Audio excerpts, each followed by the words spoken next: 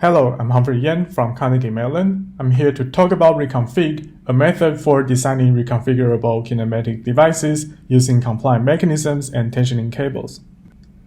Kinematics, or how things move upon touch, makes up an essential part of our living experiences. And in HCI, literature has explored kinematics from several aspects, such as building devices that provide certain kinematic functions, simulated haptic and kinematic feedback for virtual reality, or using tangible displays to render not only shapes but also materiality. However, designing kinematic devices require expert engineering knowledge. It is challenging to provide multiple kinematic affordances in a single device, and the resulting devices are often mechanically complex to design and integrate.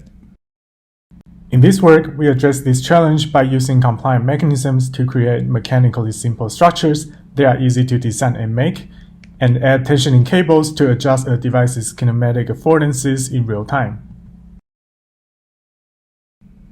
In 3D spaces, objects can move in two ways. One is translation or sliding along an axis, or the object can rotate about an axis. These motions can happen along any of the XYZ axes, and an object can have at most 6 degrees of freedoms, or DOFs for short. Compliant mechanisms afford kinematics through structural deformation, thus eliminating the need for moving parts like hinges and joints to simplify the design. They are typically made of two types of elements. One is rigid stages. They are undeformable solid blocks that does not affect the device's kinematics, but they can take any shape to provide different functions. The other is flexures, in this case rods, that have a slender aspect ratio that makes them quite easy to deform in certain ways. Specifically, flexural rods cannot buckle nor extend when subjected to an axial force, but they are free to move in other directions when lateral or twisting forces are applied. So when we put flexures between stages, the flexures will bend to allow motion, and the enabled motion depends on the rod's layout. There's a mathematical mapping between a device's kinematics and the rod's placements, so if a user knows what kinematic freedoms they want, we can easily find out the required flexural rod layout. But compliant mechanisms are still not reconfigurable. That's why we're adding cables as an additional element. Cables are identical to the rods but have an even more extreme aspect ratio. They can withhold tension when you pull them and bend in response to rotation and translation. However, cables would buckle upon compression and become loose, which can be leveraged for kinematic reconfiguration. So when we loosen the cables, the device will become free to move. And when we tighten the cables using, say, motors, the device becomes immobile. This allows us to change its kinematics on the fly. So, taking advantage of this feature, we can design a multimodal kinematic device by first creating a compliant mechanism that enables all kinematic freedoms we want. And with multiple groups of cables, we can selectively tighten or loosen them to disable the undesired kinematic freedoms while keeping the ones we want. This way, the device will be able to provide distinct kinematic affordances for different situations. We also add stretchable sensors to allow detecting interactions.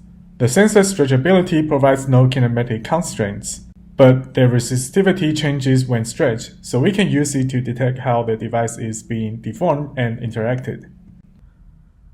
Recall that kinematic devices are difficult to design, so we provide a design tool to support users create the desired functions, modes, and devices.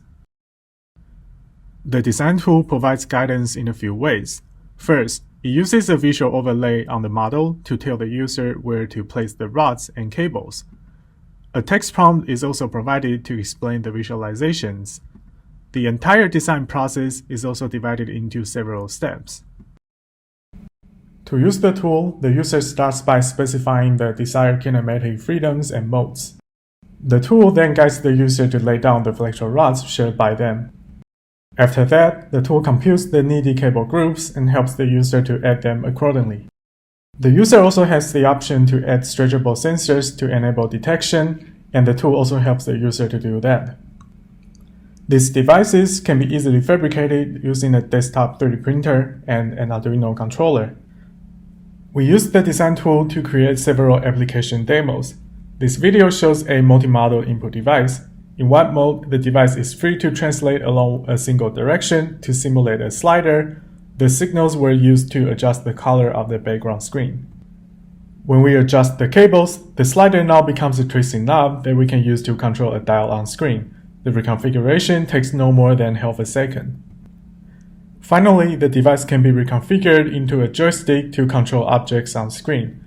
A device like this can change its functions depending on the interaction context, thus making physical input devices more versatile and adaptive.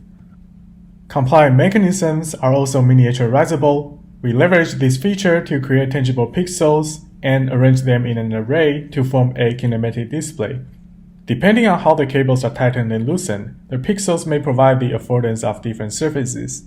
If the cables are loosened, the pixels are quite deformable, simulating the hand feel of touching a soft, deformable surface like mud.